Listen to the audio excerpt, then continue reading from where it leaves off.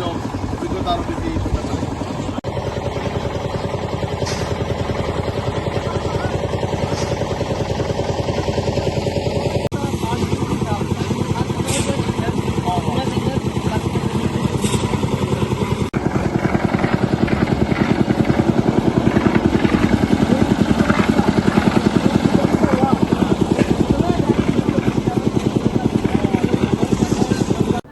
নমস্কার।